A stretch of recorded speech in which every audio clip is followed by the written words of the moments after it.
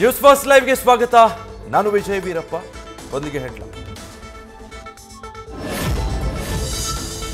By election ಗೆಲುವಿನ ಬೆನ್ನಲ್ಲೇ ಅಹಿಂದವನ್ನ ಗಟ್ಟಿಯಾಗಿ ಹಿಡಿದಿಡಲು ಸಿದ್ದು ಅಹಿಂದ ಬ್ರ್ಯಾಂಡ್.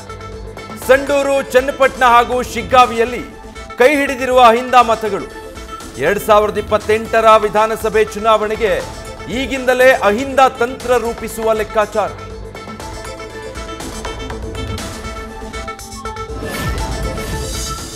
ಉಪಚುನಾವಣೆ ಭರ್ಜರಿ ಗೆಲುವಿನ ಬೆನ್ನಲ್ಲೇ ಕಾಂಗ್ರೆಸ್ ಹೊಸ ಲೆಕ್ಕಾಚಾರ.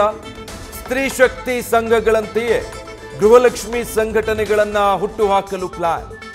ಆರ್ಥಿಕ ಸಬಲೀಕರಣ ಮಾಡುವ ಮೂಲಕ ಮತದಾರರನ್ನ ಸೆಳೆಯೋ ತಂತ್ರ. ಇತ್ತ ಕರ್ಮಭೂಮಿ ಎಂದು ಬಿಂಬಿಸಿದ್ದ ರಾಮನಗರವೂ ಇಲ್ಲ, ಅತ್ತ ಭದ್ರಕೋಟೆಯಾಗಿದ್ದ ಚನ್ನಪಟ್ಟಣವೂ ಕೈತಪ್ಪಿದೆ. ಒಂದೇ ಒಂದು ಉಪಚುನಾವಣೆಯಲ್ಲಿ ಸೋತು ರಾಮನಗರ ಜಿಲ್ಲೆ ಮೇಲೆ ಹಿಡಿತ ಕಳೆದುಕೊಂಡ HD ಕುಮಾರಸ್ವಾಮಿ.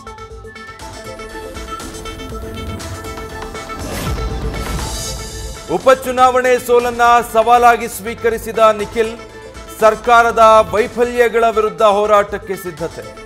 ಮುಂದಿನ 3 ವರ್ಷ ಹೋರಾಟದ ಮೂಲಕವೇ ಪಾಠ ಕಲಿಸಲು ತೀರ್ಮಾನ.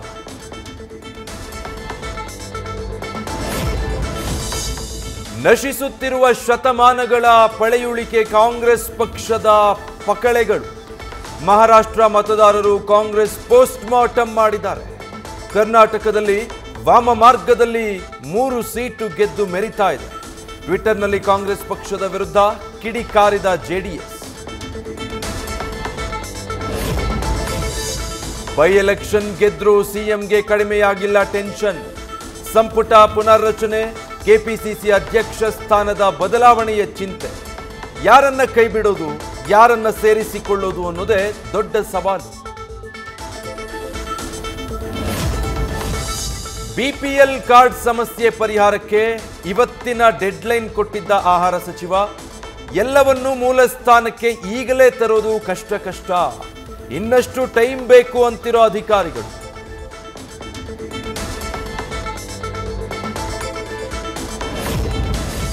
ಮುಡಾ 50-50 ಹಗರಣದಲ್ಲಿ ಮಹತ್ವದ ಬೆಳವಣಿಗೆ.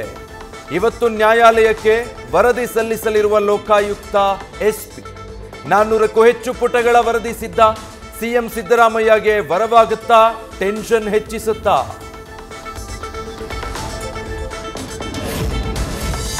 ಮುಡಾದಲ್ಲಿ ಯಾವುದೂ ಕಾನೂನು ಬಾಹಿರವಾಗಿಲ್ಲ. ಸುಳ್ಳು ಆರೋಪ ಮಾಡಿ ತಂದೆಯವರ ವರ್ಚಸ್ಸು ಕುಗ್ಗಿಸುವ ಯತ್ನ ನಡೀತಾ ಇದೆ. ಸುಮ್ಮನೆ ಟಾರ್ಗೆಟ್ ಮಾಡ್ತಿದ್ದಾರೆ ಎಂದು MLC ಡಾಕ್ಟರ್ ಯತೀಂದ್ರ ಸಿದ್ದರಾಮಯ್ಯ ಬೇಸರ.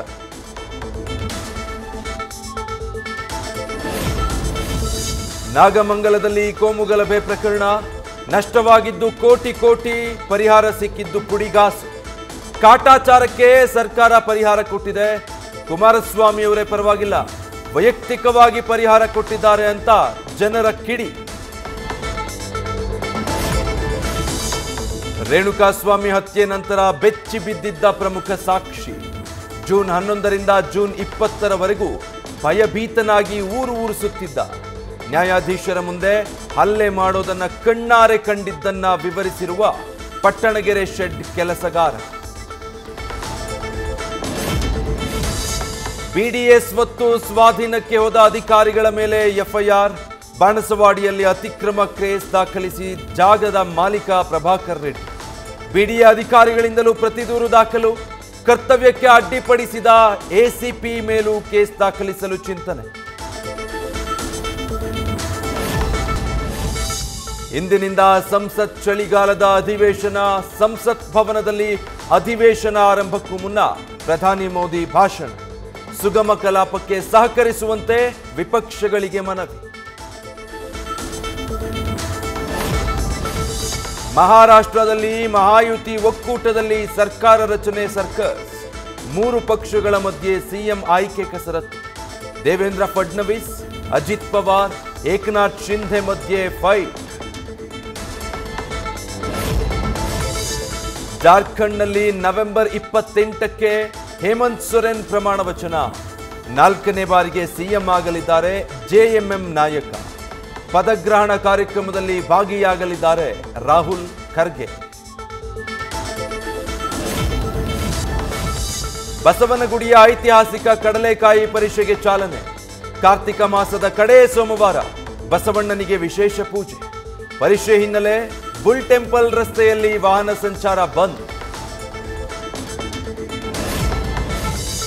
ಪುಷ್ಪ 2 ಚಿತ್ರದ ಮತ್ತೊಂದು ಸಾಂಗ್ ರಿಲೀಸ್. ಕಿಸಿಕ್ ಎಂಬ ಹಾಡಿಗೆ ಶ್ರೀಲೀಲಾ ಅಲ್ಲು ಅರ್ಜುನ್ ಜೊತೆ ಬಿಂದಾಸ್ ಸ್ಟೆಪ್. ಡಿಸೆಂಬರ್ 5ರಂದು ಸಿನಿಮಾ ರಿಲೀಸ್.